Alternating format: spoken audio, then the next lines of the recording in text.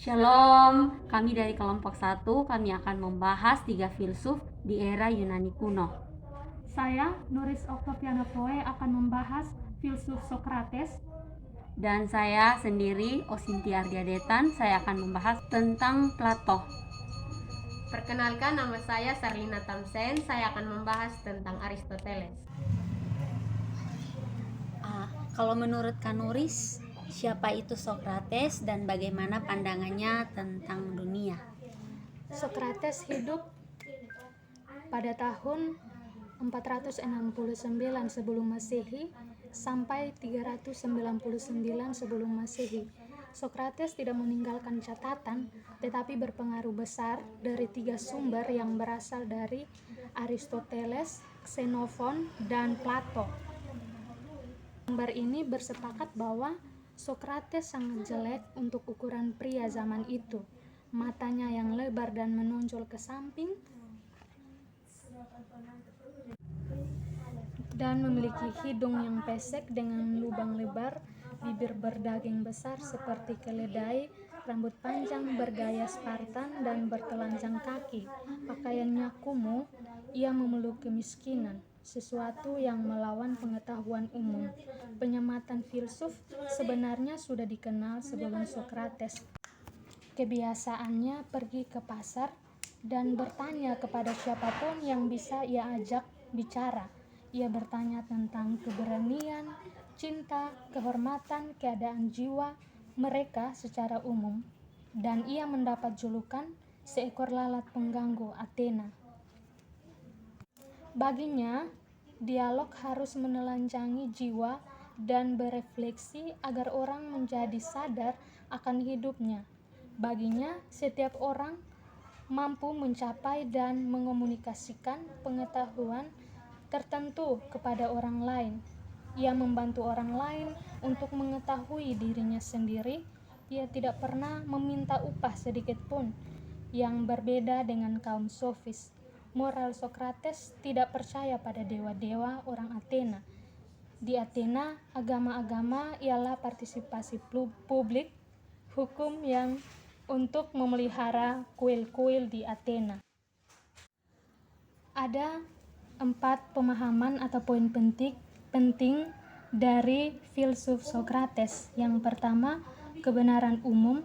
Yang kedua, dialektika meuetika. Yang ketiga, moralitas. Dan yang keempat, akhir hidup. Cerita Sokrates yang ditulis dalam buku Plato mulai mengarah pada manusia, masalah-masalah manusia, dan bagaimana retorika. Mengajarkan relativisme kebenaran dimiliki semua orang hingga Sokrates berpikir tidak semua kebenaran itu benar. Karena akan timbul masalah, kita harus mencari kebenaran atau mencari kebenaran umum dan khusus agar bisa diterima oleh setiap orang. Yang kedua, dialektika. Semua orang mempunyai pengetahuan untuk mengetahui sesuatu. Dialektika menganggap semuanya tahu, semuanya berpikir yang saya tidak tahu adalah yang saya tahu. Dialektika adalah proses tanya jawab. Meuetika adalah proses melahirkan pertanyaan yang ditahu tapi perlu proses diskusi panjang. Yang ketiga, moralitas. Kebenaran umum berhubungan erat dengan relativisme kaum sofis. Contoh, jika kita ingin makan, maka kita harus bayar, bukan semau kita. Yang berhubungan dengan kesepakatan, yang berkaitan dengan moral. Yang keempat, akhir hidup Sokrates mirip dengan akhir hidup Yesus. Ia menolak dewa-dewa yang disembah di Athena, dan Sokrates sudah berpikir logis. Yang kedua, memiliki cara hidup menentang orang-orang sofis yang mulai membisniskan pengetahuan, sehingga diberi 2 pilihan, 2 sloki, yang satu kosong dan yang satunya beracun. Jika ia memilih yang kosong, ia bersedia menghapus ajarannya. Tetapi jika ia tidak menghapus ajarannya, ia harus meminum racun. Plato menulis apologinya pembelaan diri Sokrates yang mengatakan bahwa hukum betapapun buruknya ia harus ditaati. Manusia hidup dalam kebahagiaan, dan kebahagiaan itu harus didapat melalui pengetahuan. Terima kasih. Lalu bagaimana dengan Plato? Plato adalah seorang filsuf besar dari Athena yang hidup di antara 428 sampai 347 sebelum Masehi. Dia adalah salah satu tokoh penting dari dunia Yunani kuno dan sangat berpengaruh dalam sejarah pemikiran barat. Nah, dia juga adalah murid dari Sokrates dan guru dari Aristoteles. Bisa dibilang dia berguru pada orang-orang besar dan menjadi guru dari orang-orang besar. Plato lahir pada tahun 428 sebelum Masehi, saat Athena masih menikmati posisi puncak sebagai pemimpin Liga Delos. Ia menjadi pengikut Sokrates yang setia. Sosok Sokrates yang menyetrik rupanya memikat hati Plato. Dari Sokrates, Plato belajar banyak mengenai cara berpikir dan apa yang harus dipikirkan. Setelah kematian Sokrates, membuat Plato terguncang dan ia pun mulai menjauh dari keluarganya yang juga terlibat dalam pemerintahan. Baginya keputusan pemerintahan hukum Sokrates karena tuduhan telah memasukkan dewa-dewi baru dan merusak generasi muda Athena adalah perbuatan zalim dan tidak bertanggung jawab. Dan memilih mengembara. Dari pengembaraannya itu, ia mendirikan Akademia, universitas pertama di dunia. Lalu bagaimana dengan pandangannya? Pandangannya berfokus pada dunia ide.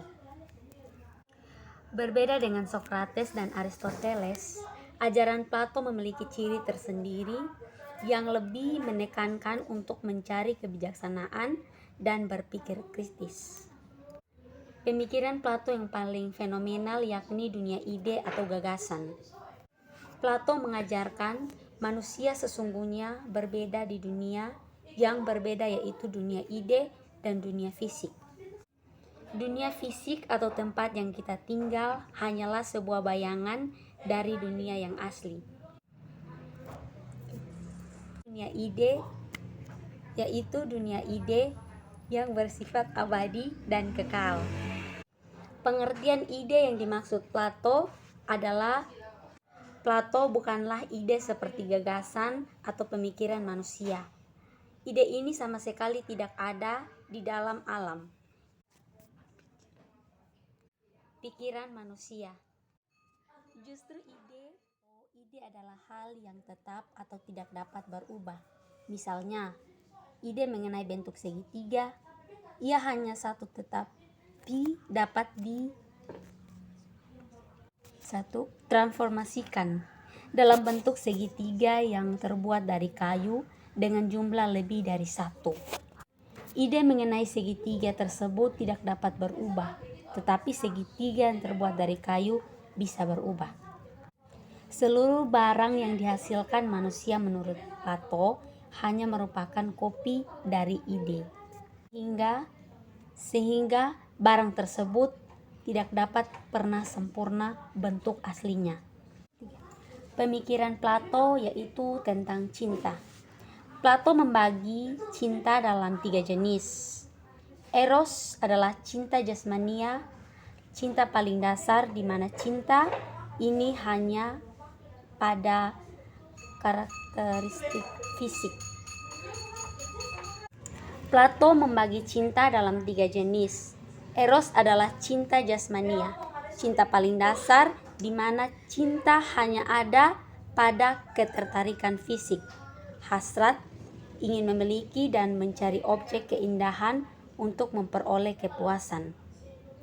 Orientasi tertingginya adalah seks. Cinta philia atau cinta persahabatan adalah cinta yang didorong oleh ketulusan dari hati semata-mata demi kesenangan orang lain.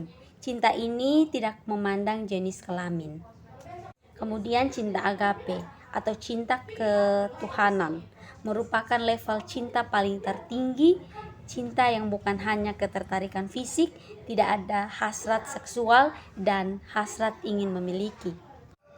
Plato mengatakan bahwa cinta adalah kegilaan dan orang yang sedang jatuh cinta adalah orang gila. Kegilaan ada dua jenis. Pertama, kegilaan karena sakit jiwa adalah orang yang memang adalah orang yang memang terganggu kondisi kejiwaannya. Sering kita jumpai di rumah sakit jiwa atau di jalan. Yang kedua, ada kegilaan ilahi. Adalah kegilaan yang membuat seorang berbeda dari perilaku orang dalam keseharian yang dianggap normal. Ada dua jenis cinta yang dapat membangun dan merusak manusia. Yang pertama, Aphrodite Pandemos adalah cinta yang berdampak buruk. Lalu yang kedua, Aphrodite Urania adalah cinta yang bisa membuatmu lebih baik. Ciri-ciri dari Aphrodite Pandemos: seorang akan menjadi korban perasaannya sendiri. Orang ini menjadi budak kesenangan orang yang mencintai maupun yang dicintainya. Yang ketiga, orang ini akan patuh dan sesuai apa yang mau orang yang dicintainya. Yang keempat, mengalahkan keinginannya sendiri demi orang yang dicintainya, dan pecinta ini akan mengabaikan kebaikan yang lain seperti keluarga, persahabatan, atau orang tua. Kemudian ciri dari Aphrodite Urania. Yang pertama, cinta yang tanpa hasrat jasmania.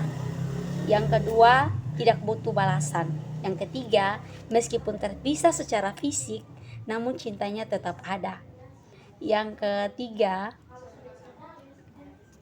keempat, cinta tanpa ketertarikan emosional. Sebab jika ada ketertarikan emosional, akan muncul rasa takut kehilangan, lahir harapan-harapan, dan harapan itulah sumber dari segala kekecewaan dan kesedihan. Nah, itulah penjelasan saya tentang Plato dan cara pandangnya tentang dunia. Terima kasih. Lalu, bagaimana pandangan dari Aristoteles? Aristoteles adalah seorang filosof Yunani, murid dari Plato dan guru dari Alexander Agung. Ia menulis tentang berbagai subjek yang berbeda, termasuk fisika, metafisika, puisi, logika, retorika, politik, pemerintahan, etnis, biologi, dan zoologi. Nah, bersama dengan Socrates dan Plato, ia dianggap menjadi seorang di antara 3 orang filosof yang paling berpengaruh di pemikiran Barat.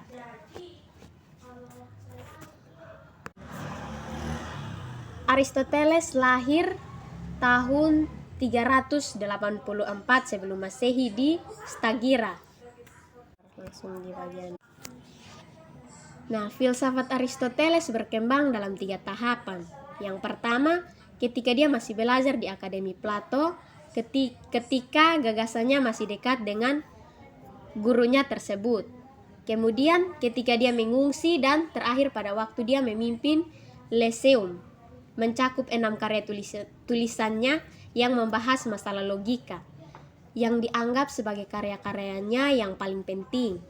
Selain kontribusinya di bidang metafisika, fisika, etika, politik, ilmu kedokteran, ilmu alam, dan karya seni.